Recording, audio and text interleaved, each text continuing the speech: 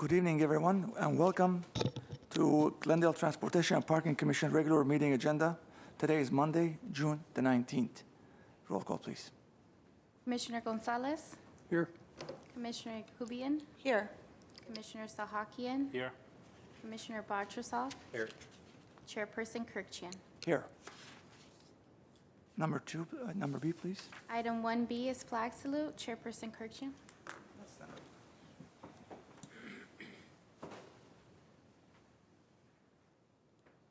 Pledge allegiance to the flag of the United States of America and to the republic for which it stands, one nation, under God, indivisible, with liberty and justice for all.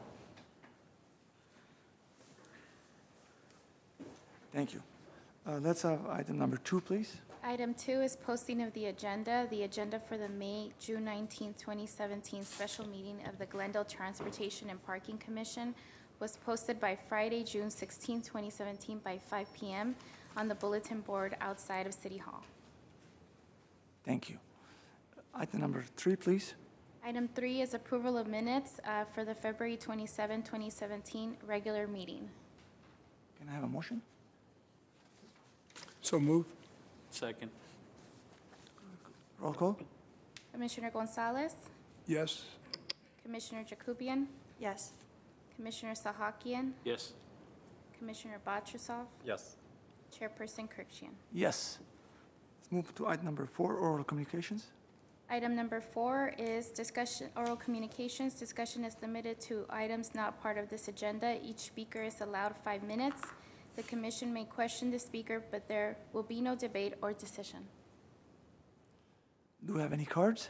Any speakers?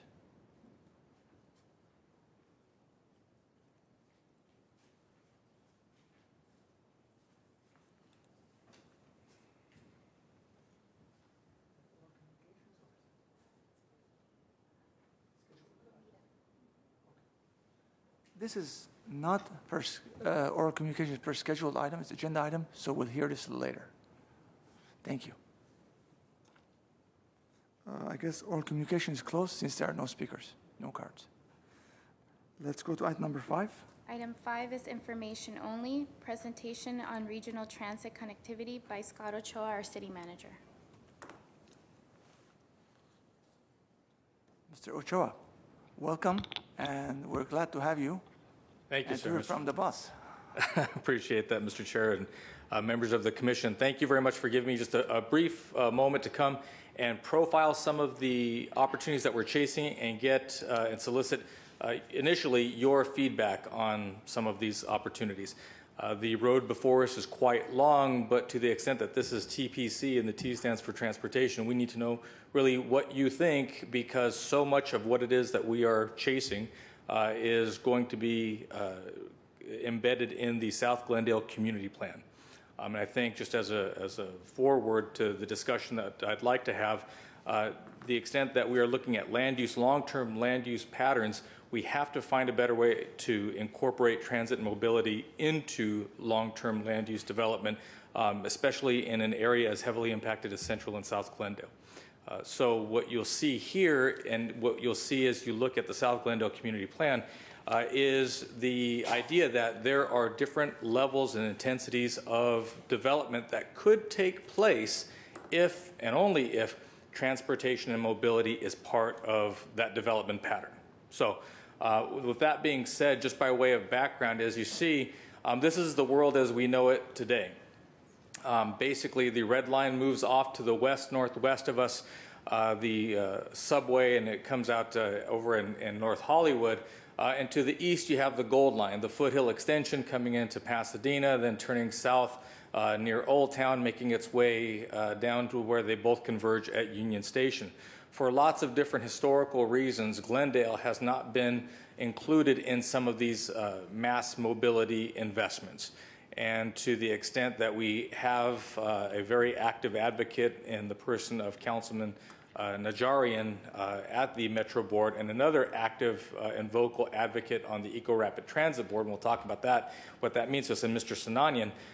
You'll see that I think we are at the opportunity, the intersection for some momentous generational investment that will tie together this segment through different means. So when we look at the idea that first comes out of Measure M that was passed by the voters recently, people look at the investment that really is focused on Glendale, and that would be the Bus Rapid Transit, or BRT, that would link the North Hollywood station to the Gold Line station there at Fair Oaks.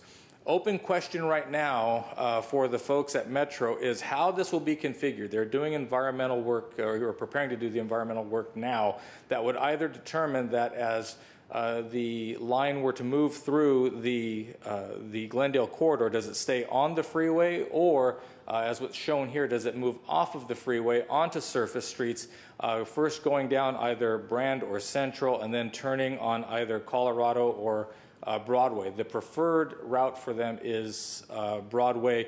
We have some concern over how that actually comes to pass, not the least of which is because the folks at Metro have identified they'd like to have as a BRT, Bus Rapid Transit, a dedicated lane. I don't know how you get a dedicated lane for bus on Broadway or Colorado without some major blowback from the folks that are stakeholders in those two neighborhoods today. Either probably more likely Central than Brand is a wide enough street where we have greater latitude, but by the same token, we have some concerns on the connection that would move eastbound into the city of Los Angeles through Eagle Rock and then ultimately make its way into Pasadena. Understanding that if we did argue that the BRT should stay within the freeway right away, it would come off at Brand, at Central, and then re-enter at Brand. So we do get some connectivity there, and it would seem as though we can't have our cake and eat it too when it comes to a BRT.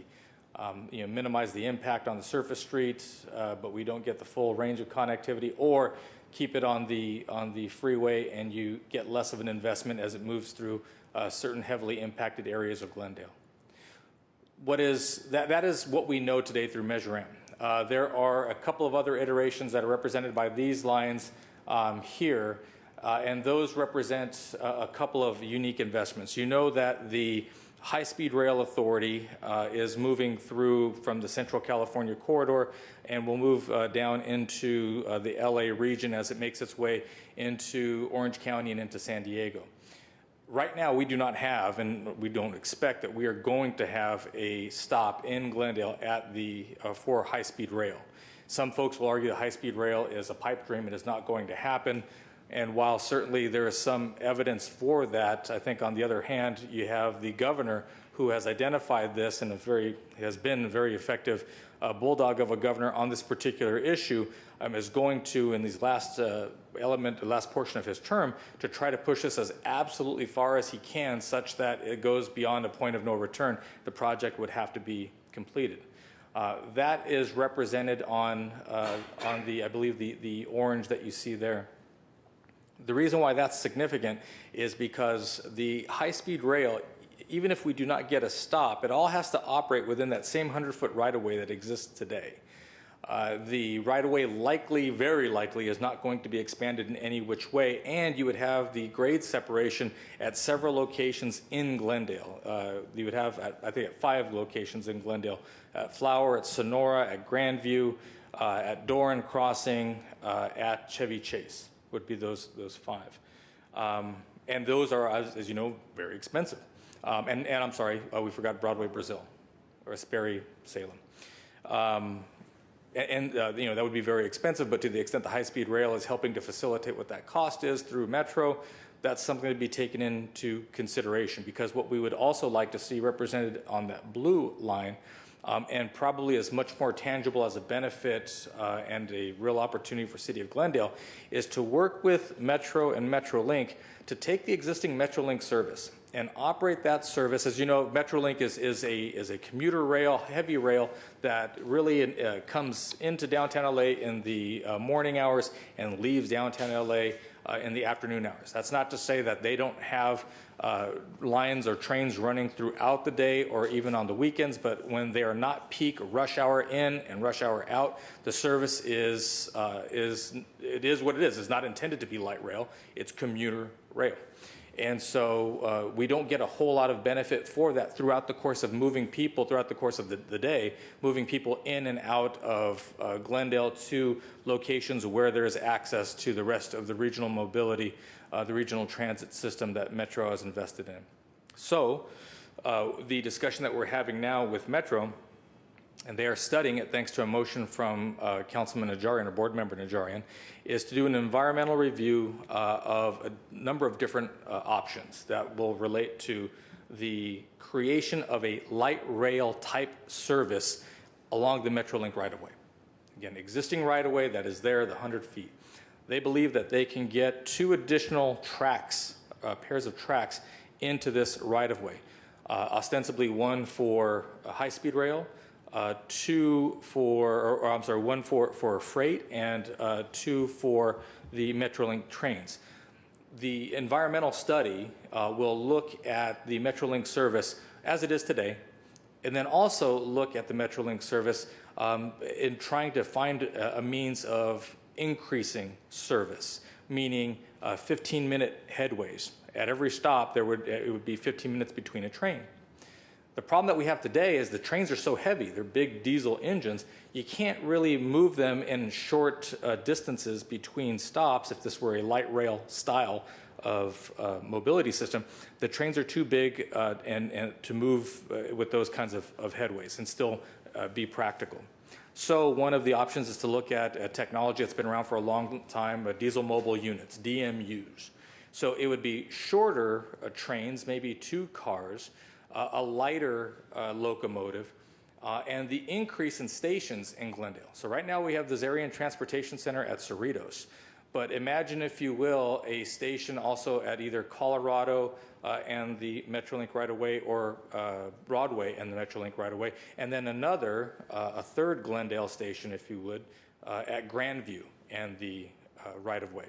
So the idea being that we have a lot of employment in the western part of the city near the GC3 campus. We have a lot of population density at the Colorado and or Broadway location, and again, still the density that we have there at the Zarian Transportation Center. With a smaller, lighter train, they can make those stops. The 15-minute headways would be our goal, and because it would be grade separated one way or another, we would be able to move quietly, safely through the corridor, connecting people from Glendale to either the airport, the Bob Hope Airport on the north, or Union Station to the south. So from Glendale, you literally go to the train or to the plane. And to us, that makes a lot of sense. While located on the west side of town, it is a significant enhancement in the ability to move people throughout the region. The study will also focus on whether or not to bring true light rail along this right-of-way. Again, everything is about the right-of-way. The easiest right-of-way to acquire is a right-of-way you already have, and this right-of-way exists today. To move light rail into this right-of-way. If that were to happen effectively, that would be an extension of either some type of connection to the Gold Line that currently moves through the Cypress Park neighborhood, possibly for some type of connection through Taylor Yard near Glassell Park in Los Angeles. And I probably should also mention that if, in addition to 3 Glendale stations, 2 new stations, 3 total stations in Glendale, they would be looking for an additional station in Los Angeles and possibly another station in Burbank. Again, it's more of a, to look at this systematically. But as I say, we would be looking, possibly one of the other alternatives is light rail. The trade-off for light rail, however, would be that if we did move to light rail, that effectively precludes the inclusion of high-speed rail.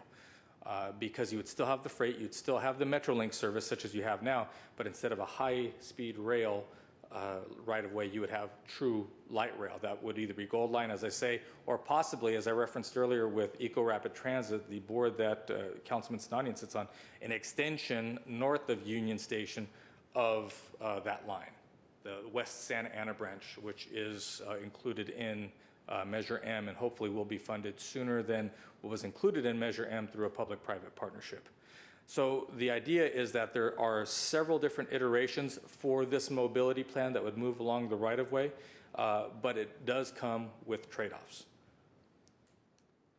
The question then again becomes, well, how do we get people into downtown? Now, understanding from Broadway and Brazil, or from Broadway San Fernando, the walk to downtown is really that proverbial 5-minute, maybe it's not the last mile, but it's the last 2 miles. It is not a very arduous walk, to be sure, but still the idea being getting people into the downtown central business district.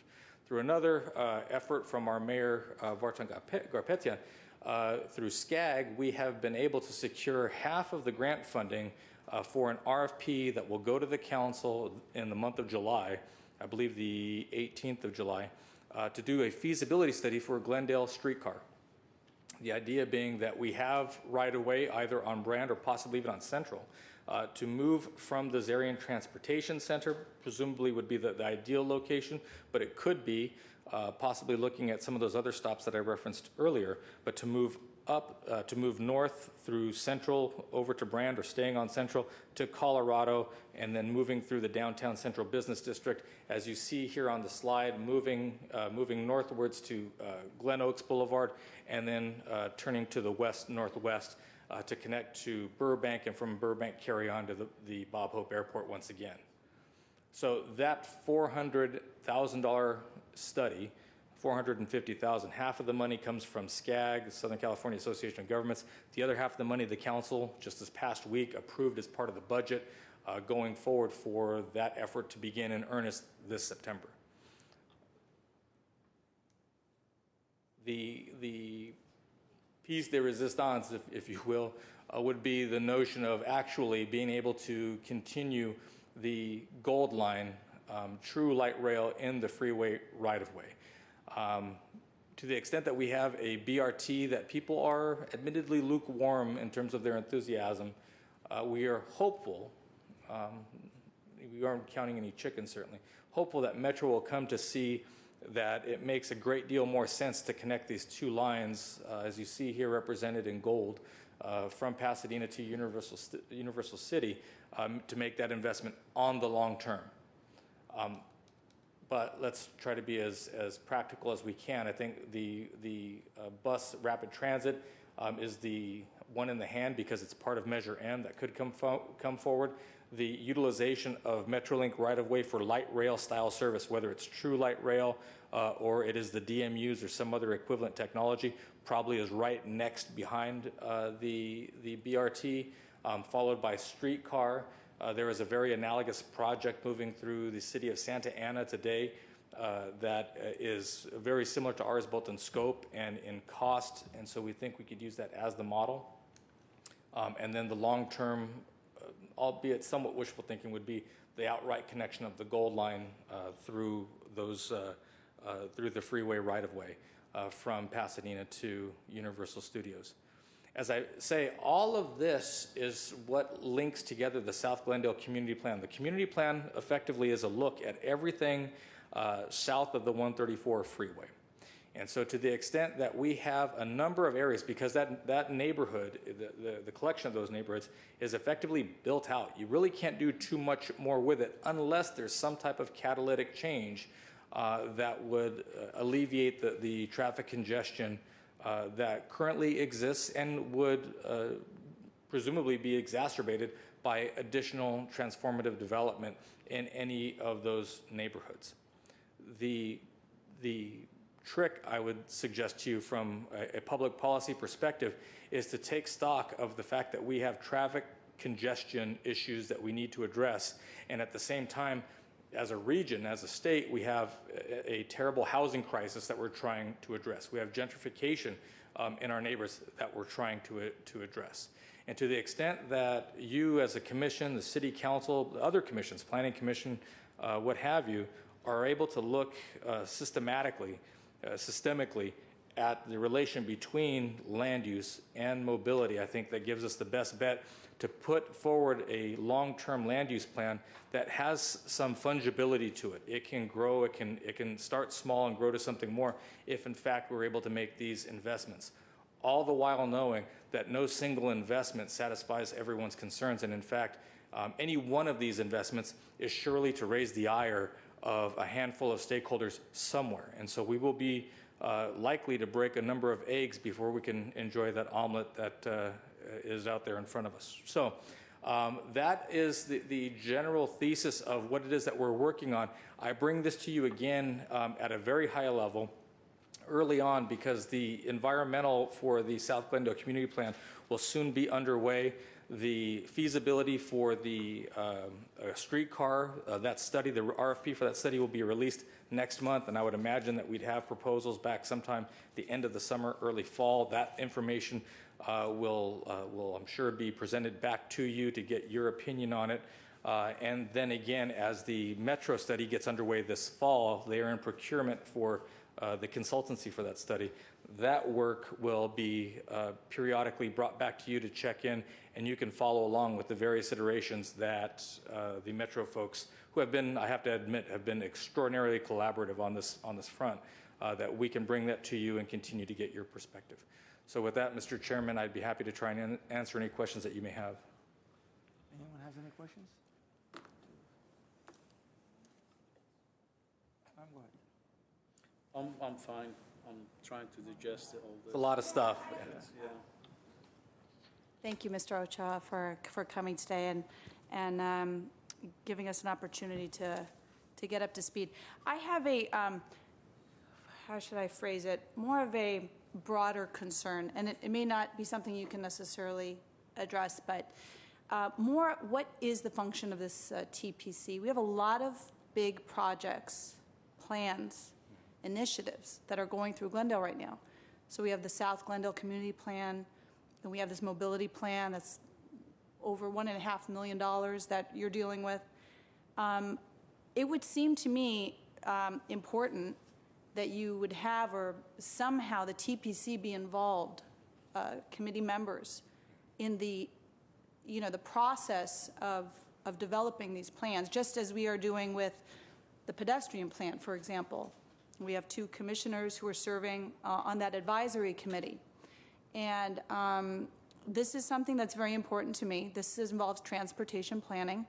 And I don't want, and I'm not accusing anyone of this, but I don't want to give it the appearance that we are just here to see a plan and make some after-the-fact suggestions, but rather be involved in the process as it's going through, because it's a huge undertaking. It's something that affects the entire city. So that's that's one concern I have, a general concern. The second thing that I'd like to kind of touch on, and again, I apologize because I don't get the chance to see you very often and express my concerns, but I'll take this opportunity. The second involves the Pedestrian Safety Advisory Committee and the efforts that are now going underway in Glendale to create a changing monumental plan to change Glendale's culture and attitude towards pedestrian safety and bicycling safety and driver education. And I know you had used the words opportunity of momentous generators when you were talking about the connectivity issues with transportation. But I would say that in regard to pedestrian safety, what we have now is also an opportunity of momentous generators, meaning at these committee meetings, we have brought every aspect of the community together, from the police to the fire to community development to parks to private sector. I mean, it's an amazing conglomeration of involvement. And I am dismayed because I have dedicated a year, and it's a year of a lot of time, effort, thinking. Nobody knows what extra we do, but I have seen the immense amount of work that the staff has done, especially community development. I mean, from Fred Zoverand and Justin and Sandra and Juan and Arzu. I mean, these are people completely dedicated to this. I haven't seen anyone from the city manager's office partake in these committee meetings, and I know you have been invited. I know you're busy. Believe me, I'm not accusing you of dawdling or not having time. But in my opinion, this is one of the most crucial issues that's facing Glendale right now. We're talking about connectivity. That's the left arm of the body. You can't talk about that without talking about the right arm, which is the important need pressing right now to put all of our resources, effort, support from the higher ups into this plan and into all the people who are putting in all the time to really make this a really effective plan, a template for the city, and that's what we're trying to do. So I want to mention, if you would like to comment on that, please. I'm sorry I took the opportunity to mention that, but that's been a big concern for me. Certainly, I appreciate that, but I would just offer that I do make sure that the Director of Public Works, the Director of Community Development, the Police Chief, the Fire Chief, the Director of Community Relations and Community Information, all are very much engaged in the process. And while I will strive to do more to be present, I would only remind the Commission that that effort is embedded in our departmental strategic goals as part of the budget adoption. So by way of setting priorities, everything you just described has been made a priority, and I'd like to think that the setting of priorities for the work that these folks do is a function of the authority that I grant them and the expectation that I have of them to make sure that they're doing that good work. So while I may not be present at every turn, rest assured that if I had something else for Mr. Golanian to do, he'd be doing it, as would Mr. Lanzafame, Chief Fish, Chief Castro, Mr. Lorenz, and the rest. But I appreciate what you're saying. I will make a concerted effort to be there more often. Thank you. Anyone else? Alec? Go ahead. Thank you. So first of all, I would like to thank our city manager and the executive staff and the city council members who have worked to get it to what has been presented today. And it's very good to see the comprehensive effort that has been presented. And I sincerely thank you and your staff for getting it to this point. Just one detail, because I noticed that in every one of the visuals, North Hollywood, this is the east-west connection. North Hollywood Station is mentioned, and I trust that the Fair Oaks designation is really meant to be Del Mar Station. It's not just going to be to Fair Oaks, but it would be to a station, I hope? Correct. Well, the Fair Oaks Station is a station that's in the freeway, and so if you're able to either make your way in the freeway right-of-way to that location. So that's Lake Avenue. There's a. Oh, the Fair Oaks is where it turns. So where the Gold Line makes the southbound turn to head towards. Okay, run by City Hall? No, I believe it's past City Hall, if I remember correctly. It turns south to get to Del Mar Station. And so the idea here, the terminus, if you will, is strictly where the lines would meet up or could meet up. To a station, though. To a station, Okay, absolutely. good. Absolutely. Sir. If it would just clarify that it's at a station, not just Fair Oaks. Yes. Especially because of the importance of that connectivity. That's a good And point. that's just a detail. But I have a few other items I would like to mention and comment on and in a sense, ask a question. The priorities that you mentioned that have to do with this mobility and this transportation seems to be a lot to do, obviously, with funding, and as opposed to, which funding is critical, don't get me wrong, I think that the east-west priority is already in the making, it sounds like. It's going to happen. But the others would also be as a high priority as east-west, because I think we should consider a north-south priority, even, frankly, even more important than the east-west one, even though the east-west one is part of Prop M now and it's going to be, hopefully, take place. But the north-south connection, I think, is so critical because the residents and people who work in Glendale and live in Glendale need to get to the downtown Union Station. And it would seem then that another priority should be set is, what is the number one priority for north-south? As opposed to making it second or third or fourth, can we establish a priority for north-south? And based on what I'm hearing, it looks like the closest one to that, you listed as number 3 in the overall priority, which was the beginning of a study for the streetcar. Because the other you want ones, me to answer that? Yes, please. I would say that as we try to focus on what can be achieved most quickly, there's a relationship between what we want most and what can be done most cost effectively and soonest. Certainly, I think the BRT is there because it's embedded in Measure M. I think the next most likely, most practical and realistic opportunity for us is actually the Metrolink right-of-way, because that Metrolink right-of-way exists today. the Metrolink right-of-way for light rail? Well, either for light rail or a Metrolink service that performs like light rail, whether it's the DMUs or it's some other electrification of those lines, whatever it may be that Metro now is going to be studying, I think that's the most likely because that right-of-way exists today. Those tracks, if they're still going to use the heavy rail tracks versus a light rail track, the heavy rail tracks exist today.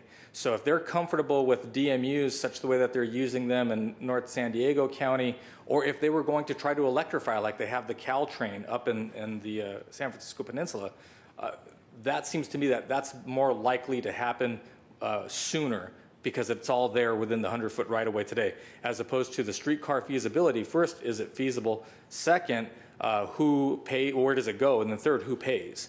And at best, I think half of that would be federal, maybe state, but a big chunk is going to have to be regional and possibly even local. Thus, right. Thus, I would think that the Metrolink is our probably number 2 priority, the Metrolink right-of-way, just because it's there. It exists today. I would even go further and say, as we do the streetcar feasibility analysis, however, that one of the things that we have to look at is not just the low-hanging fruit of sticking to the old red car right-of-way that goes along Glen Oaks, but at some point, how can you branch off, it may be on Broadway.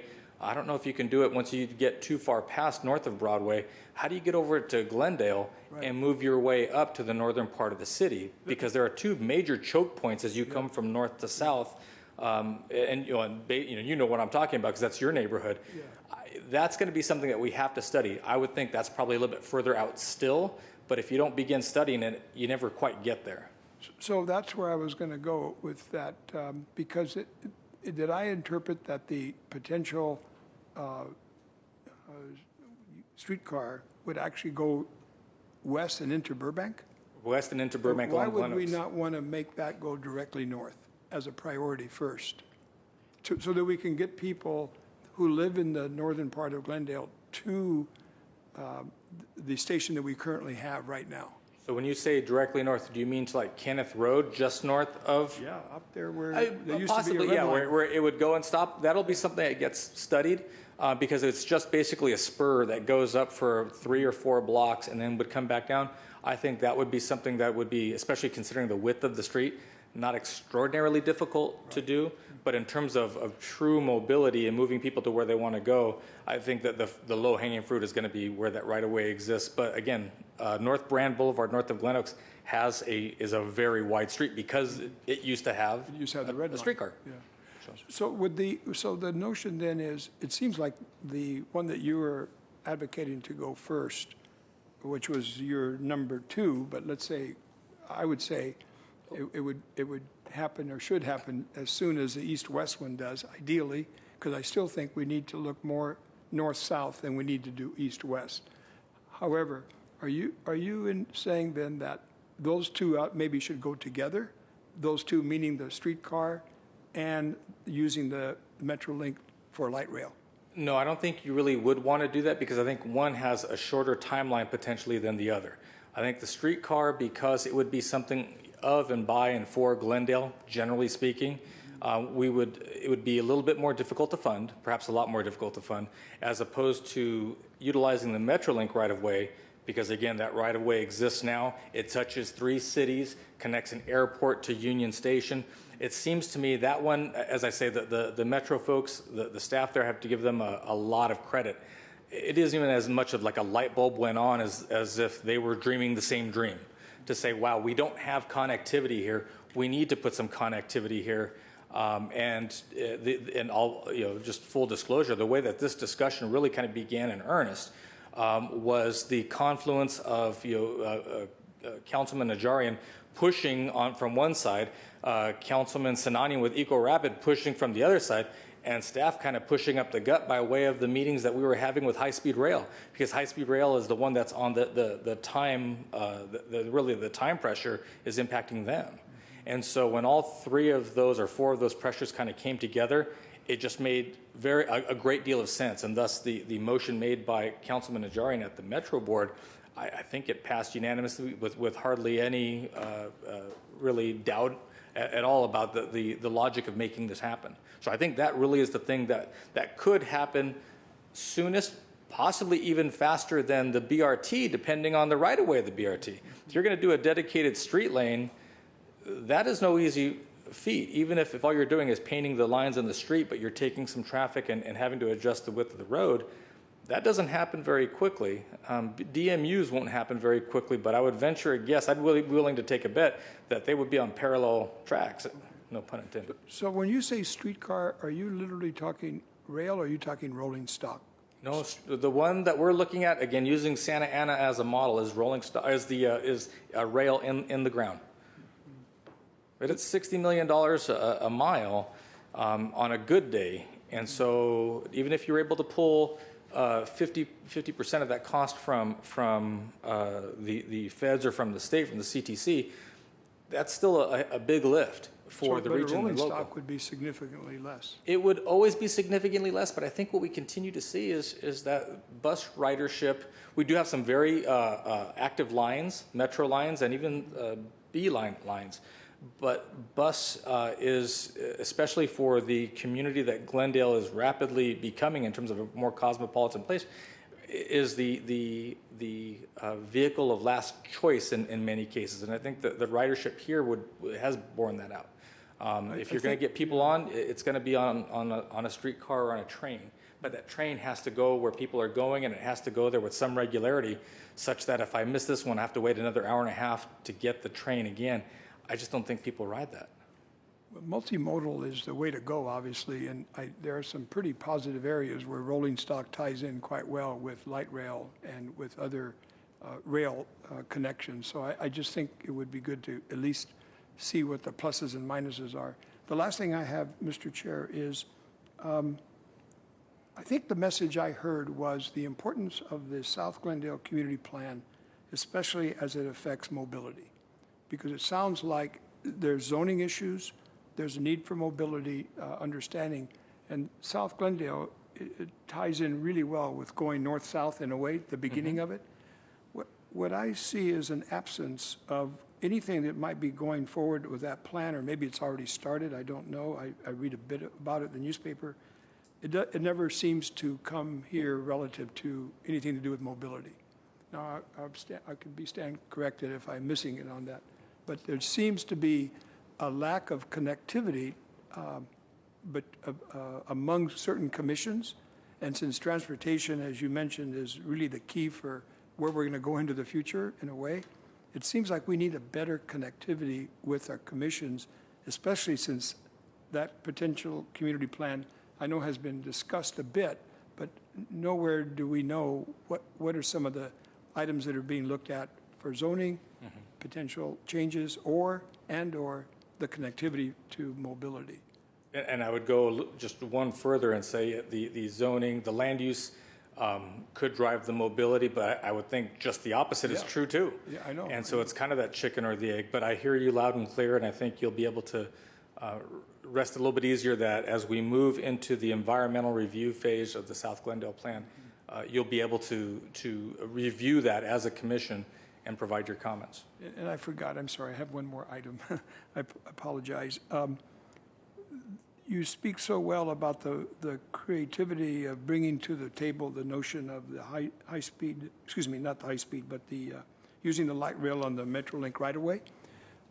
Where in the city, given that that's on the table now, who is the lead person responsible to keep that on the front burner and to implement it? Right now, we are doing that by committee. The recruitment of the new assistant director of community development will be the place where that resides. The former person that had that was deputy director of community development, Mr. Loomis. He has left, and so he's gone out to Santa Monica. At this point, we've reimagined the position, and the good news is I think you have such a symbiotic relationship between Mr. Lanzafame and Mr. Golanian that while it doesn't necessarily play out well on an organization chart to the extent that they work very well together, you'll see that person kind of straddle both departments in terms of how do we plan for mobility and then how do we execute and construct mobility, and not worry so much about who reports to who and what the bureaucracy is about it. Let's just get something done. Yeah, I would welcome that. I think other commissioners would also. Certainly. Thank you again for everything that you've done with your team and with certain council members to get things moving. I really appreciate it. I think this topic is so critical for the city and for the future of the citizens of the city, because in a way we were left out. The history, as you politely said it at the beginning, when you look at this network throughout the part of the county, we were not a part of that, unfortunately. So I think we need to really work hard and creatively to make this connectivity happen. Certainly. And into downtown Los Angeles, to get to the metro station. Thank you. Alec? Sure. Thank you for coming. Good to see you. So as a transportation planner, this is all very interesting to me. I can talk to you all night, but I'll spare you by just asking a few questions. And comments. One of the things is priorities, and for me, as one of the commissioners already mentioned, I think north-south is very important. When you look at travel patterns, I get the sense, I haven't looked at it myself, but my hunch is that more people are traveling north-south than east-west to get to work. So I think that streetcar line is really critical. And I'm curious, what's your distinction between, or your understanding of the distinction between light rail and streetcar? Because from my perspective, when I hear streetcar, I hear slow, and that's not necessarily appealing to me.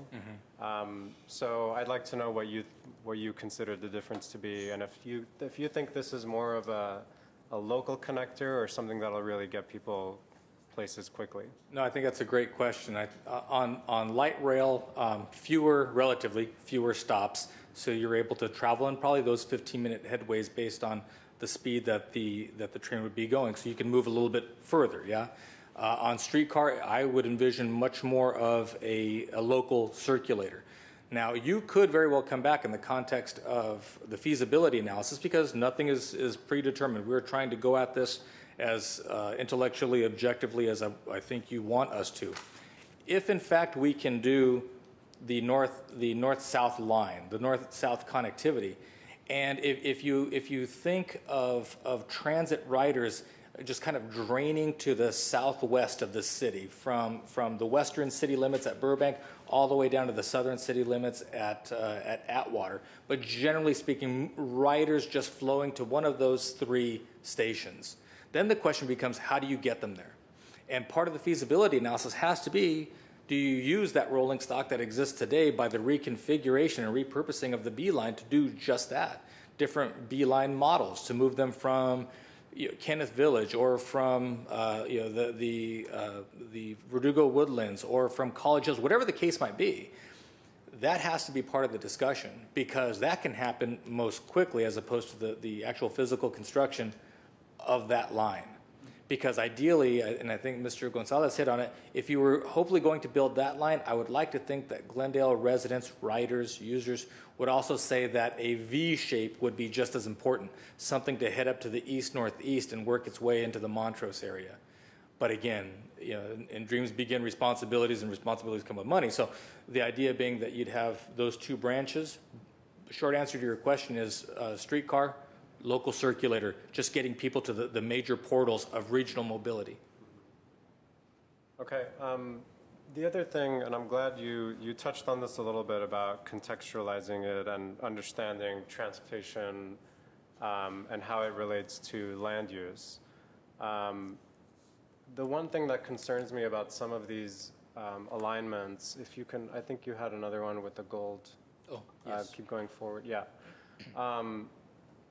While the Metrolink right-of-way and the freeway right-of-way alignments seem to be the easiest, I think they're the weakest.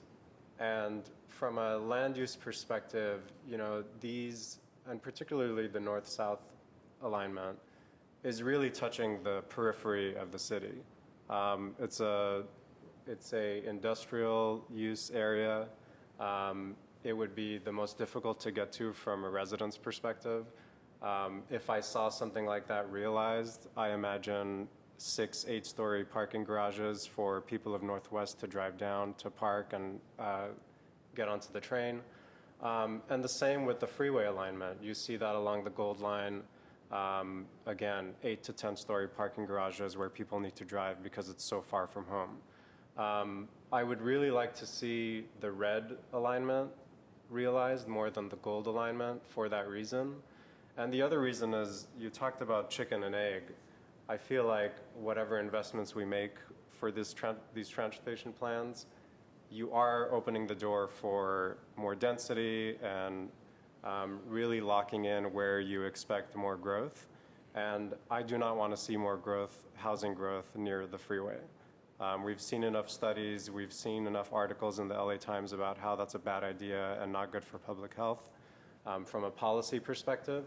But also it doesn't really serve the people of South Glendale, which many of the people may not know in this room, but has the highest transit ridership rates, has the highest rates of homes that don't have many vehicles or have one vehicle or less.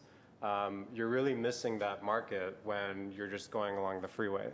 So while it is the easiest and it might be the cheapest, if we really have one shot at doing this, we need to do it right. And I think that the way to do that is to reach the highest number of residents. And I think that's the way to do it. Now, it'd be interesting to see the difference between, predictions on ridership and how long these routes will take depending on which alignment they're on. But something tells me if we go along the freeway, we're going to see far less ridership than if we went using the red line, the red corridor. Local riders, I would very much agree with you. I would very much agree with you. And I think all that gold line extension really seeks to do is alleviate that east-west congestion of people from the east driving to the west and vice versa. But even there, I think that and it presents another question that I think should be at the forefront of your minds, certainly maybe even more so than city council members' minds, that east-west connection would be in the 2057 model, unless it's accelerated somehow, some way. So to the extent that it's there after everything else has been done, that either gives you heart or takes away some hope from what you're describing. Thus, I think the second point that you should be thinking about, that we continue to push our staff to think about, is don't think about this in terms of the next budget. Don't think about it in terms of the next election cycle. Don't think about it in terms of the next decade. You are making, to the extent we're making 50 and maybe even 100-year land use decisions, then we should be looking at these strategic investments in public infrastructure by that same scale, and say that if the idea is that this is going to feed the community for the next 100 years, as best you can, right? Technology is changing everything. I don't know if 6-story parking structures are going to be necessary in an age of Uber and Lyft and everything else. You just don't know. But to the extent that we know that mobility is important, it's always been important in the way that human beings move, then if we look at an ROI that is not 10 or 25 or 30 years, but maybe it's 50 years plus, maybe that's okay But that then is somewhat difficult in my experience to take to residents and say, I can make your life better in 5, 6, 7, 8, 9 years by the time you build these things, and here's what it's going to cost. Sometimes elected officials, that gets lost on them. On appointed officials, it gets lost on them, and on residents, it can get lost on them. So to the extent that if the request is use us, the TPC, as a sounding board, by all means, I think we can, because you can be the angel on the shoulder telling them that, yes, you need to build it because they have to come. And I think that's the way that we are encouraging our staff to think of these moonshots. In the realm of transit, in the realm of parks and open space with Space 134, in the realm of sustainability and trying to find a better answer for water use and water conservation. All those things, somebody has to dream that dream, and with all due respect, it may as well be us here. So I think we can get to that point. Definitely, and I think I agree with you. I guess I should have prefaced my comments by saying, in terms of prioritization, this is how I feel. But to your comment about, how we're going to be functioning 50 years from now, we're still squabbling about, adding 10 or 15 parking spots to a development downtown. We're considering adding parking garages to residential neighborhoods for some reason. So we're making a lot of these decisions based on today's standards and today's way of thinking. And some of us in this room and not in this room are not thinking 50 years ahead, unfortunately. So just in terms of prioritization, I think those are the challenges that I want to make sure is known. And then I wanted to also, my last comment touches a little bit upon the pedestrian plan, but more broadly about these transportation projects, is I would like for this commission and for the public in general to have a far better understanding of where our development impact fees, how they're generated and where they go. And I know that I've been talking with staff, and I understand that presentations will be coming shortly. But these projects should have some kind of funding attached to it that we can feel confident will be happening soon. The bike plan, the pedestrian plan, all of these plans are great. They look good on paper. The council will pass them unanimously. But then there are projects in these plans that are really hard to accomplish. And I imagine some of these will fall into that category too. So I would like to see beyond the visionary planning is putting our money where our mouth is. And so I think it would be great for this commission to have a better understanding of that. And maybe even chime in on where that funding goes. If we can get transportation impact fees for the city, things of that nature. I'd like to see more conversation about funding and how we can contribute to that conversation. I appreciate it. I will be taking that back to council then. A couple of comments. Thank you so much. Great presentation. Great comments at the end, and I think if we were thinking 50 years ahead, BRT would not be an option. I wouldn't be thinking BRT, honestly. That's my biggest concern. I caution the team that's going to be working and designing this, and hopefully you have a finger in it, not to build based on convenience of construction. We need to build for the convenience of the ridership. It's as simple as that. The reason numbers are dropping all around the city, MTA's numbers are dropping, is because they're not convenient, they're not quick enough, like my colleague said. And I tried it. When I lived in Calabasas, I tried the Warner line, I tried the BRT, right, the Orange line. I came downtown, it took me an hour 45 minutes. Why would I take it? Why? When I can drive in traffic, get to work in an hour, 10 minutes. I'm still saving half an hour. So I'm looking at this red line, and it's not making sense to me as much as it's not making sense to you, because when you were talking about it, you were also puzzled, because you need to take right-of-way. It's as simple as that. And at this day and age, there's enough technology and being used right now in other countries where there are other options. There are other options. We don't have to do this. Unfortunately, it's funded. Unfortunately, it's the quickest one that's going to get built probably. But the last thing we want to see again is seeing buses that's only serving a certain population, or it's only or they're running, you know, at half capacity. That's my biggest concern. Again, this commission, usually the way it works, and I don't know who's playing chess here, I honestly don't. It comes to us, we make a recommendation, we don't make decisions on this. I'm glad, you know, the example you brought up, that you can act like angels on those people's shoulders, you know, giving your 2 cents. But we're going to do it once, we need to do it right. And I think there's enough expertise, not only on this commission, and thank you for, you know, speaking on, you know, commissions needs to hold hands, the planning and transportation, what have you. One of my biggest concern when we built the new Trader Joe's was the numbers we used for occupancy. And then I understand the trip generation book. I'm a transportation engineer myself, and Pastor knows me well. We worked back in the city of LA together, right? It was a concern. And you go to that parking lot now, you will not find a place to park, and you will see cars going around, exiting, going to Glen Oaks, back on Brand Boulevard for 10 to 15 minutes. And why? Because we use those numbers without questioning them. I always thought at Trader Joe's it was because Trader Joe's employees go and move their cars around. Because if you go to any Trader Joe's, you have the same problem. That too, and the circulation also. Obviously, you know, when you exit on the back side, you don't want right turners because you do have it's a residential, you know, neighborhood, and it's quality of living. I don't want people traffic on my streets either. It's challenging. It's a very challenging city. So we're here to help, to offer our expertise and hold hand with you guys to just do it right. That's all I'm going to say. And yes, there's a lot to digest, and we'll take the time to do that. Thank you, sir. Mr. Ochoa, thanks for coming. Certainly. This was a very enlightening presentation for all of us.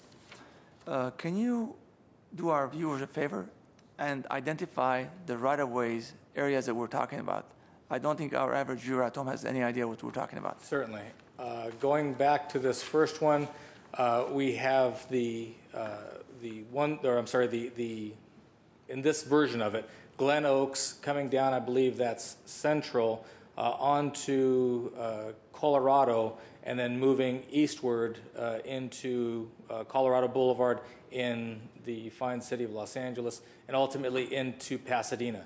There is another version of this plan that effectively stays in the 134 freeway right-of-way, comes off at Good when it's heading east, allows people to get on and off, so it's just that one stop in Glendale, gets back on the 134, makes its way to Pasadena. On the westbound version of that BRT, you get off on, I guess it's Sanchez, and the other one's on, the couplet is Good. And so basically there's just that one access point in the city of Glendale. This is the one that takes the streets. When we look at this version with the either high-speed rail, which again does not have a stop in Glendale, but plays a role in terms of what ultimately would happen in the rest of that right-of-way if high-speed rail were to come. You also have here the Metrolink. So that is the railroad tracks, if you will, that go along the western edge of the city limits, separating us from Atwater Village, and on the west side of town, separating Pelanconi from the Grand Central campus and the Rancho neighborhood. And that's, you see that kind of running through on the west side there. When you look at streetcar, this iteration of the concept begins at the Zarian Transportation Center, comes up through Central, and then makes its way up to Glen Oaks, turns west, and then heads up in the right-of-way, the grass median, and it could be the grass median, might not be the grass median. That's what the feasibility study would show, and moves its way out into the city of Burbank, and how they would choose to do that is of course up to them, how they would handle that right-of-way situation.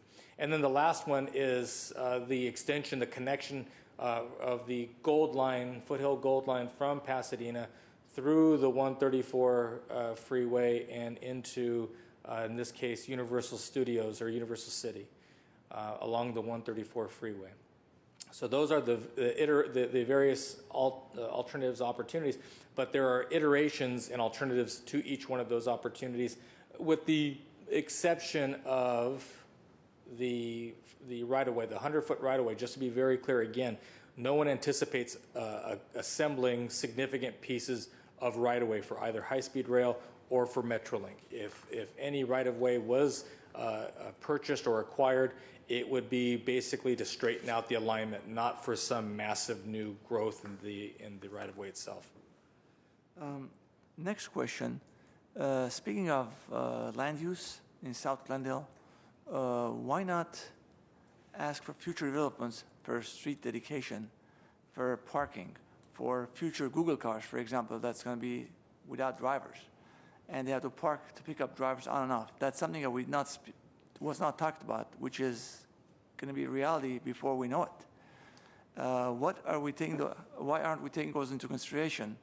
On a hindsight, if we had this, I mean, all the apartments on Central Avenue, it was built. Looking back, I would have asked for dedication for those, 1 lane or 2 lanes, for us not to have all the chaos that we're having. Let them go up higher, and for us to have wider streets and more drop off, and buses can stop and everybody else can use. That's a good question, a fair question. I think in 2006, when the DSP was adopted, and in the years heading into 2006, when it was studied, the idea of driverless cars, let alone ride sharing, the sharing economy, hadn't really taken off as yet. So I don't know that thought really ever crept into their minds. Now it's there, and the policymakers and the body of the city council have to decide, is it fair now in areas in the rest of South Glendale, outside of the DSP, to go to them and say, we will now enforce a dedication upon you. I don't know that the city council necessarily is there yet. I think they've been more apt to consider impact fees for things like affordable housing or even transportation. And I think if there's going to be some cost that is applied to private property owners in the pursuit of the maximization of the value of their property, my guess is that it'll be something a little more traditional, more focused on impact fees, because the city's had a positive track record with respect to impact fees. You saw a couple years ago, the city council approved a $16.7 million strategic plan for open space, utilizing all of the impact fees that came from the DSP projects by and large. And even a portion of the library renovation was funded by the library impact fees. So my guess is, rather than dedications, they may be looking more at dollars and trying to figure out how to work within that existing public realm. But the dollars may not bring in convenience or less congestion to the population.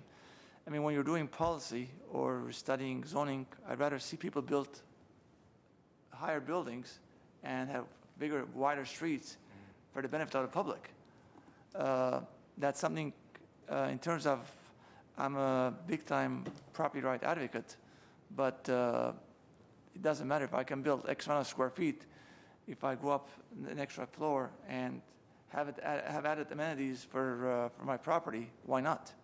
I think at the end of the day, ultimately, you hear me say again and again that where you stand depends on where you sit. And to the extent that you have, when you look at South Glendale, for example, if you were to take dedications on properties that are perhaps most likely to redevelop and not be able, because we don't have the redevelopment tool anymore, not that we would use redevelopment in South Glendale, although it's arguable you could try to do a new project area there. But the point being that the city's ability to do some of these projects is severely limited at this point, without any clear idea that we're going to get some of these authorities and powers back.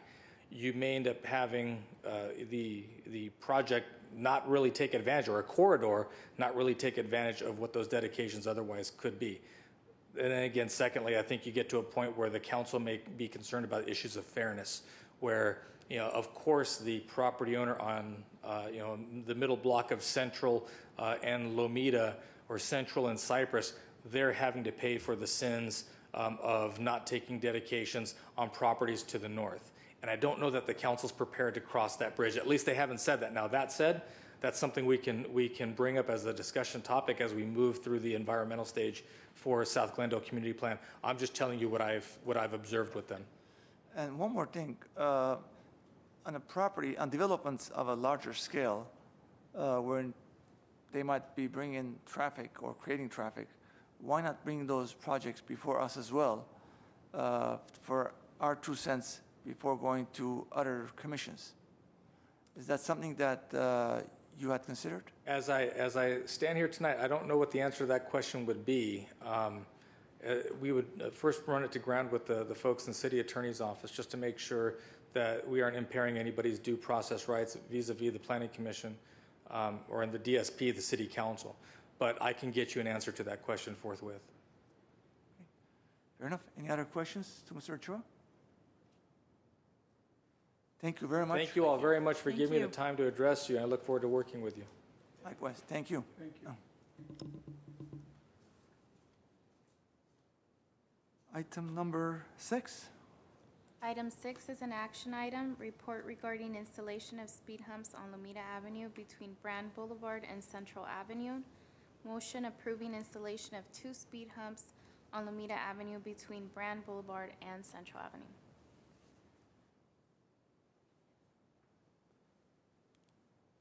Okay, thank you very much. I'm going to have to bring things down to a more local level now, so a little less exciting, but just as important. I'm sorry, your name, sir? Yeah, sorry. My name is Pastor Casanova. I'm in Public Works Traffic Engineering. Thank you. Traffic Engineer 2. And today I'm here. I'll be making a presentation to the Commission chairperson regarding the installation of traffic calming measures, or more specifically speed humps, on Lomita Avenue between Brand and Central. And that's the 100/200 block of Lomita. See if I can get familiar with this. I'll put that on the screen just to get familiar, but I'll kind of give you a synopsis of what we've covered and then get into the nitty-gritty per se. Staff received a request from a local resident that lives on the street regarding speeding. They mentioned some cut-through traffic, but more predominantly they were concerned with speeding on their street. Staff subsequently reviewed the location and conducted the initial screening, look at the basic geometrics of the street, the classification of the street, and whether or not it's on an emergency response route. Upon looking at those details, we identified it as a potential candidate for installation of traffic calming measures, and we subsequently moved on to the next step and conducted an engineering analysis of the location. Based on the findings of that analysis, we've also coordinated with the local neighborhood to get their input on our findings before we present them to the commission. So I'll get to the screen now, and on the screen you'll see Lomita Avenue on the aerial that's identified by the red box around it. North would be pointing up, and to the east or to the right is Brand Boulevard, and to the west or left will be Central Avenue. And again, that is the 100/200 block of Lomita Avenue. Going to the next slide, it's the same layout, but now with the satellite imagery superimposed. And primarily Lomita Avenue is a residential street with commercial uses, if you can see on the 4 quadrants, the southeasterly, southwesterly, northeast, and northwesterly quadrants as they meet with Brand Boulevard and Central Avenue to the east and to the west. Getting down to a street level, we took some pictures while we were standing on Lomita Avenue. This one in particular is facing westbound towards Central Avenue, so you're on the east end, closer to Brand, again looking towards Central. As we move a little closer towards the middle of the block and closer to Central, still looking westbound towards Central, again a street view on Lomita Avenue, as you can see, both to the right and left, north and south, residential uses. And I would like to also mention the residential uses is a combination of single-family and multifamily dwellings. This is now looking easterly. We're on the west end of Lomita Avenue, looking towards Brand Boulevard. And now a little closer to the center part, again looking towards Brand Boulevard. And that on the left is proof to the Public Works Director that I'm out in the field, right there, or orange person in the picture. Okay, so a little bit of the background, just repeating what I said a little earlier. Staff received a request from a resident on Lomita is concerned about speeding. So staff engineers reviewed the City of Glendale's neighborhood traffic calming program guidelines, and as part of those guidelines, we obtained the required data in order to conduct the study. Part of that data that we conducted obtained was the 24-hour traffic volume counts along with the concurrent speed surveys.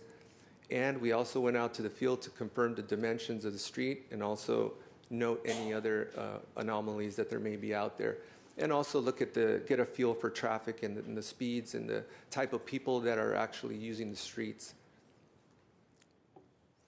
This matrix here identifies on the left column the criteria that's listed in the traffic calming guidelines.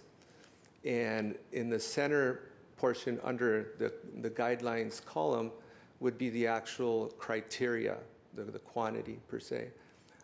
Under prevailing conditions column will be our findings, and then the rightmost column will be whether or not the criteria was satisfied.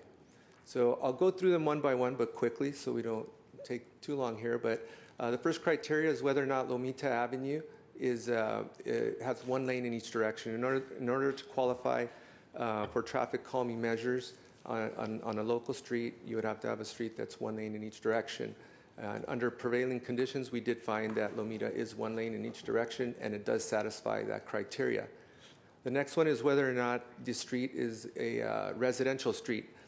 Staff did look at both sides of the street and calculated whether or not it would be residential, and yes, it does fall into the residential category, and the far right column, it does meet that criteria. The street classification is a local street, and it does meet the criteria again on from the traffic calming guidelines.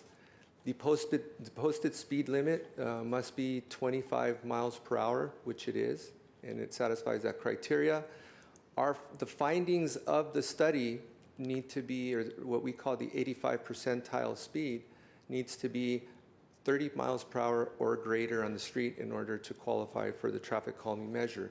Our findings were that the 85th percentile speed was 32 miles per hour, so it does meet that criteria for the application of traffic calming measures. The daily volumes, the criteria there is it needs to be over 1,000 vehicles per day. Our findings were 1,891 vehicles, and it does meet that criteria. We reviewed whether or not Lomita is on a truck or transit route, which it's not, and since it's not, meets that criteria, and it is not on a fire response route, so it meets that criteria on that row. The street width would need to be 40 feet or less of the street, and it is 40 feet in the prevailing condition, so it qualifies. And lastly, the support from the community. What we do there is we, through the help of a local leader, we provide them with a petition package of which they go through the community and obtain signatures of support for the traffic calming measure.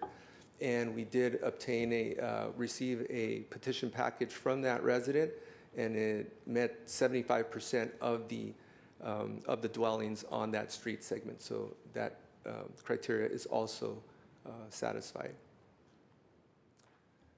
On here, so based on, going back to this slide, just to sum up, we did go through all the criteria, and based on our findings, it does meet the criteria stipulated in the traffic calming guidelines.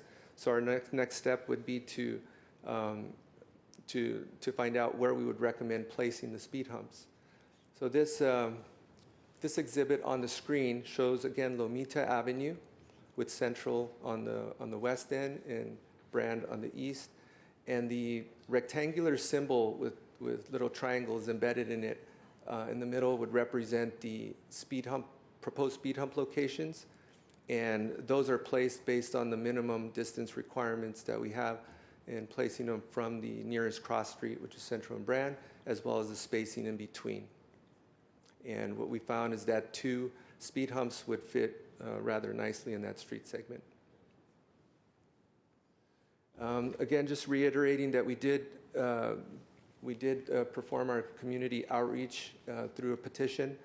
We received 90 signatures from the 121 that were listed on the petition, which met the 75% criteria.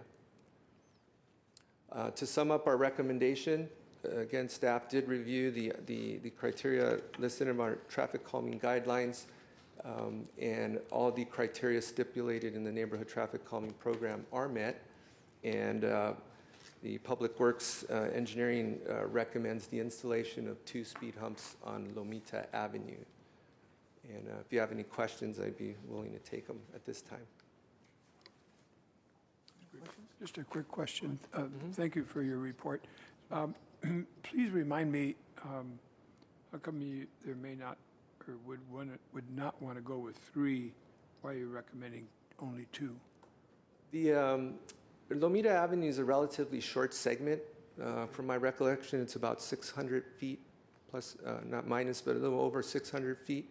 And we have a minimum distance of 350 feet, I believe it is, from the first speed hump to the nearest cross street. So from Central Avenue, we would need at least 350 feet, and the same from Brand. So based on those 2 distances, it just leaves us not enough room to basically fit in a 3rd one, would be it. Okay, thank you.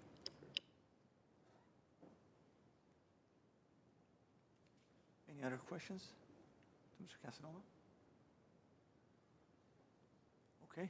Okay. Thank you very much. Thank you. And can we have, I guess we only have 2 speakers, Tamara Garamarian.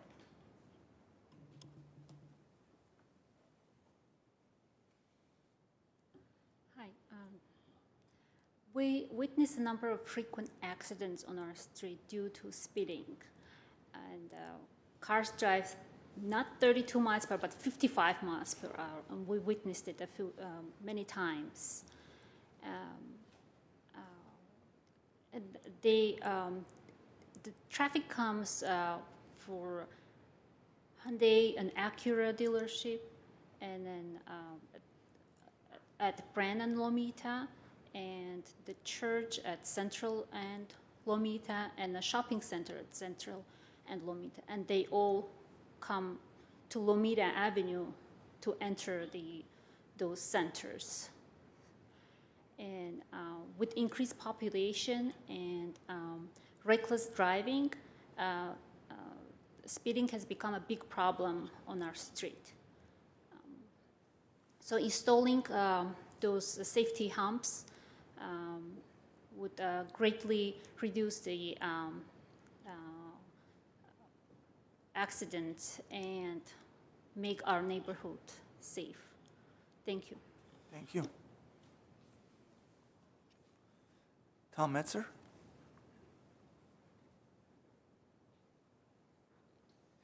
Hello. My wife and I live right in the center of that block on the south side of the street. And I probably don't need to be here because it sounds like everybody's in favor of the installation of the speed humps, but I just want to lend my support of that idea. We're rather afraid of even backing out of our driveway many times because the cars come down at such speed that you can't even see them when there's a row of parked cars. It's very hard to get out of our driveway even. So I think that'll add a lot to the quality of our lives on the street, and I just want to say I'm in favor of it. Thank you. Thank you. With that, I close public portion of the hearing. Any discussions? I have a question tangentially related. Rubik, maybe I can ask you. Is there any guidelines by which the car dealerships, has the city communicated with the car dealerships and given any recommendations as to routes they should take when taking their customers on a test drive? Mr. Chair, members of the Commission, Commissioner Yakubian, I don't believe so, not to the best of my recollection. We do have restrictions on their delivery trucks, obviously. Right. They can't go on residential streets. We have restrictions as far as preferential parking. They can't park on certain street without permits. We have, over the last several years, have communicated the neighborhoods, residential neighborhoods concerns with traffic. And they have made efforts, they have done cleanups, they have directed their staff, their personnel not to park on streets, but I don't believe that the subject of test drive routes has come up. As a commissioner and giving my opinion on this matter, I think that that's an interesting idea to explore, especially with the type of customers that are coming in who are going to be primarily focused on maybe acceleration, the feel of the car, the gadgets, the radio.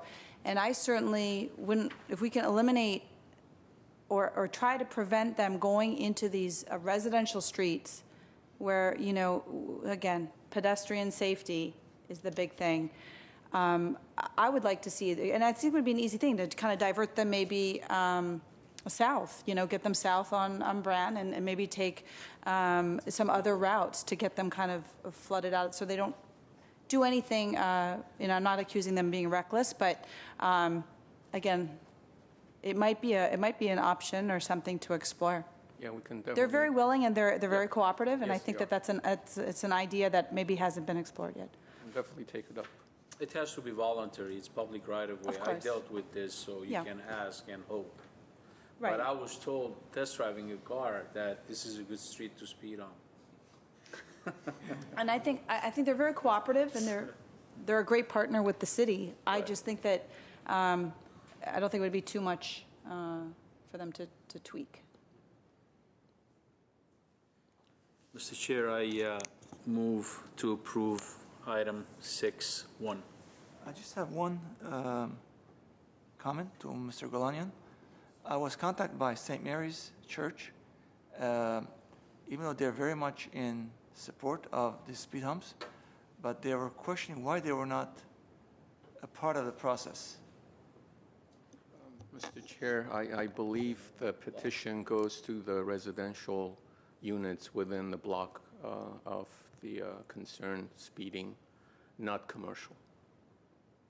Well, they believe that there's thousands of residents who attend the church are part of the community, and they represent all the parishioners that they attend the church, and they were left out. Understood, but the concern is with the residents who live on that street who are directly impacted, not necessarily by the parishioners, but the speeding traffic. I got it. Okay. And they're a Brand Boulevard address, aren't they? The church? Central. I'm sorry, Central? It's 5 Central. It's a central address. Yeah. Okay. Motion seconded. I'll second. Roll call.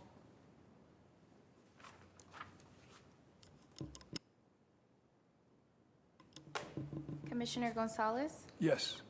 Commissioner Yakubian, Yes. Commissioner Sahakian, Yes. Commissioner Bajusov, Yes. Chairperson Kirkchan. Yes.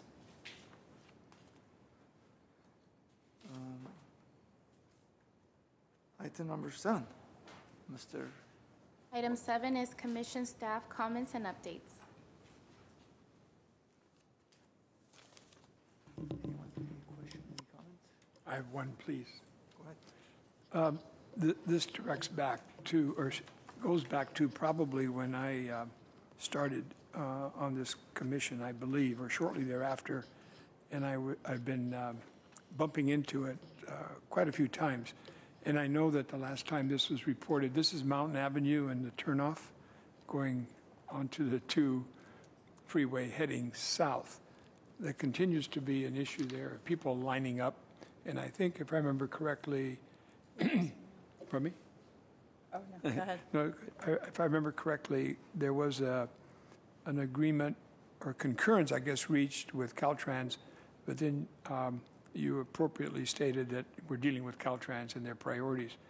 I think it's, I don't know how many years now, if there's any way that that could be looked at, because I think there's an accident waiting to happen there. People get kind of frustrated, I think, is what happens, and they start bumping into each other. and they see no one turning left, coming from the east on Mountain onto the freeway. So the cars just continue to back up. And I just wish there was a way that could move forward. And I appreciate that Caltrans is Caltrans, but is this something that they need to do and get an approval from somebody, or is it on their list to do, or is there a schedule? Can we please ask when will it be done? Mr. Chair, members of the Commission, Commissioner Gonzalez, we as staff share the public's frustration, but you, as you stated, Caltrans is Caltrans. They are very, very slow in moving forward with any item, let alone that comes from local government, local municipalities.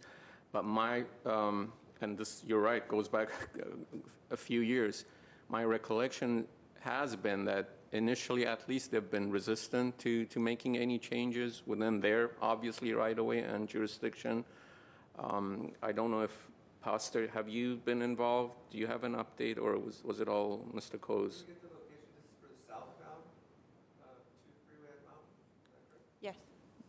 So is it right turn onto there? It's like a Yes, right turn. yes. Yeah. Oh, sorry. Sorry, I was just trying to make sure I had the correct location. I haven't been directly involved in it, but I have heard that we have some improvements slated. As Mr. Golanian mentioned, Caltrans is slow, but they have a process. So at least in my experience in my prior life before Glendale, working for private as well as for City of LA, to get things really to move forward, you have to have really someone on them all the time, just there and there, to push a project forward. And not to say that we're not, but I think if it stands as a request, it'll probably take longer.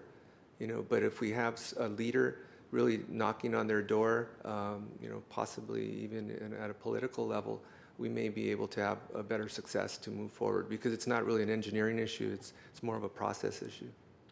And that said, we'll connect with them to see if there is a schedule, and if not, we'll exert all pressures that we possibly can. So did I mishear? I thought there was an understanding that they concurred that they would do the work.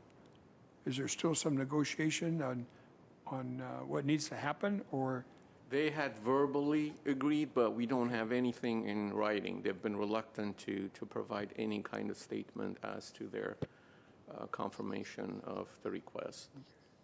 Well, I would appreciate it if, I appreciate you suggesting that you'll check into it, please, and see if we can get it moved up, and if we need to apply some other form of communication, that would be appropriate. Thank you. Mr. Chair, if I can add to that, it's a signal timing issue, and you're an expert in signal timing.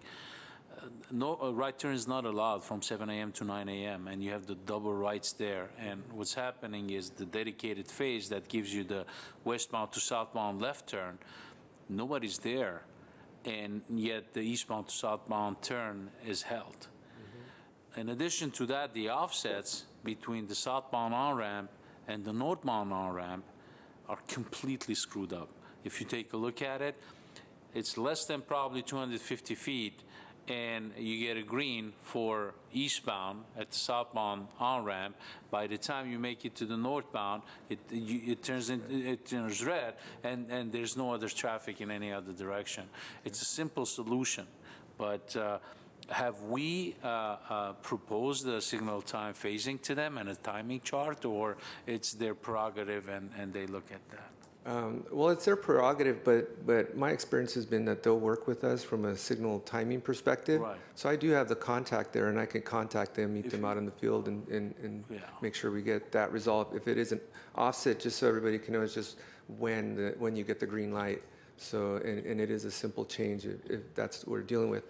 But the double right onto the freeway, as you mentioned, there's a no right turn on red. Right. So that really hinders our ability to operate it effectively, because it's just a static sign. I'm not familiar with what we're proposing. I'll get more familiar right after the meeting. But my first thought is we might be able to use a blank out sign A blank out sign is like an LED type sign that'll turn on and say no right turn only when you have really a left turn phase come up, a conflicting left turn phase. But if you don't have it come up, then you don't have the static sign stopping you from making that right turn on the red. So I could look to see if that's one of the items that we're proposing, and we can consider that. Yeah, they have that on Foothill at Forest Lawn in La Cañada, where you get a no right turn by the habit. Yes. It's exactly the same concept. So there's ways to, maybe it wouldn't be a long-term improvement, but maybe we can come up with some interim improvements that can make it better in the meantime, while Caltrans's process moves forward. Can I jump in? I see Rubik has pen to paper, and I thought I would just make it efficient for you. One of my comments was going to be, and I had brought this up at a previous meeting, and again, I think you said it was a Caltrans issue. The eastbound 134 exiting at Glendale Avenue, there's 2 left turn lanes. Those 2 left turn lanes, one of them, you hit a brick wall with the line of cars trying to get onto the 134 west. So, and in addition to that, there is no striping and no lane marking. So people who are trying to drive are gravitating into other lanes, and it's causing a great confusion. And I know that you had said this was a Caltrans issue. I see them, if I'm not mistaken, it is Caltrans, correct? Working on Monterey and that's us? Get them a bucket of paint. I know we can't do that. But maybe we can ask Caltrans to work on that too, because that's a dangerous, there's no markings on the street. Commissioner Yakubian, as you mentioned, we just recently almost completed the 134 Monterey street improvement projects, signal upgrades. So it should alleviate some of that problem. The striping is not down yet because just as of Saturday they finished the paving. But on that point, while Mr. Casanova is contacting Caltrans, he will bring that up too. And I'd say turning left and turning right onto, because the middle lane goes in both directions. Mm-hmm. Turning right, you get the same issue. It's just with no markings, people have no guidance. Unfortunately, they need it. Okay, we will take a look at that. Can I continue with my comments? I'm sorry, real quick. I touched upon it with Mr. Ochoa, but Commissioner Bartoshoff and I are representing the TPC for the Pedestrian Safety Advisory Committee. We have been putting in a lot of time, hopefully serving the TPC proud in our input to help create an excellent plan for the city of Glendale. Part of that is the B Street Smart Glendale campaign. And I would like all the viewers out there to, if they haven't already noticed, there is some great visuals that are now coming out throughout the city, and that includes very prominent yellow and gold banners reflecting the importance of slowing down.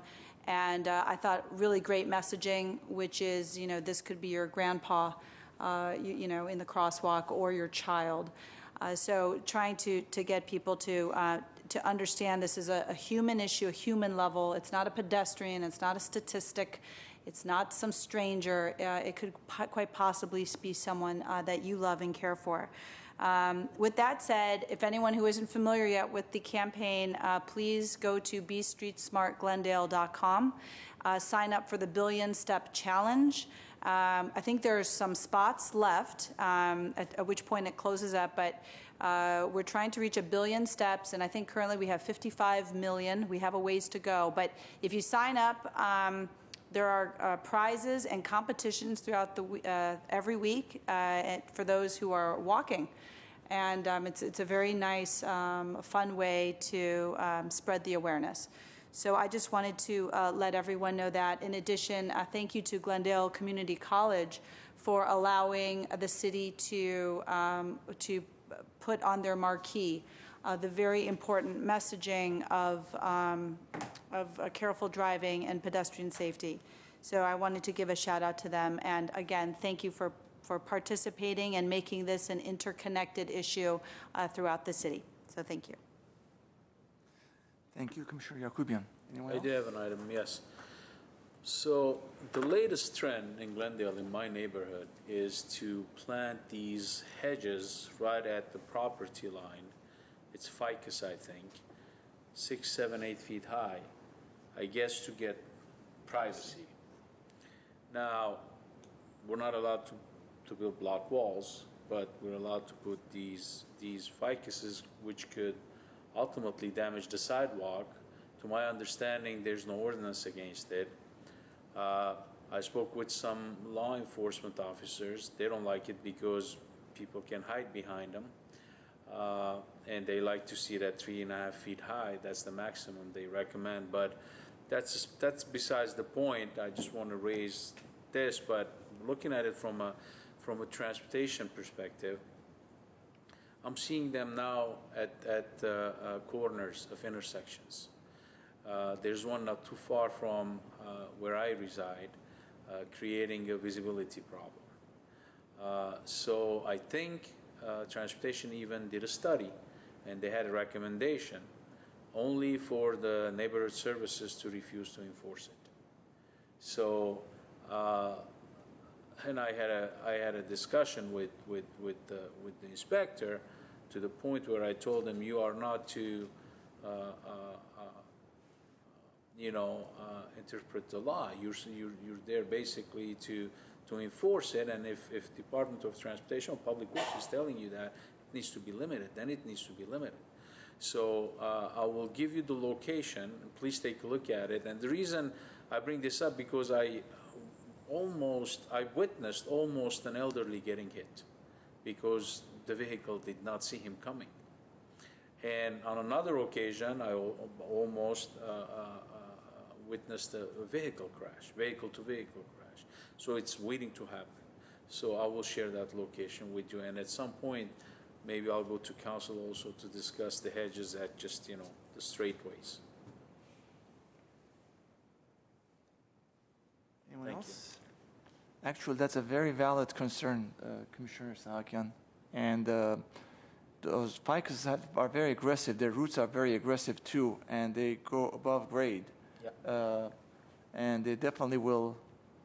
I've seen that happen on private properties, many places, that they will damage public property. Very good observation. Is this something that Public Works can look into, introducing an ordinance, or what could trigger this? Should it be like one of us going to a council meeting and making or passing a resolution? Communications, or it's something that, since we brought it up now, you guys can, they're all over now. I mean, it's every block has 5, 6 of them. And it will become an issue 5, 10 years down the line. Those sidewalks will get damaged. Commissioner Sahakian, we as the city, Public Works, actually have been systematically removing ficus trees from the city's parkways for the very reason that you both mentioned it. Right. Enacting an ordinance to prevent planting of certain types of trees won't be under the purview of Public Works. It will be more of a zoning planning concern. But if and when that comes up, obviously the damage to the infrastructure, primarily sidewalks, will be a big concern that we'll have an input on. Can you guys reach out to zoning or planning commission? We definitely can, yes. Or can we pass a resolution here for you to take it to them, perhaps, or to take it to city council? If you'd allow me, let me have a conversation with that group and see what the best venue would be to enact an ordinance like that, if it's possible. One more thing regarding those hedges, it's also haven for rodents and stuff, snakes, and now summer's coming, and even other types of animals. So, okay. With that, do we have a motion to adjourn? Motion to adjourn. Second? Second. Adjourned.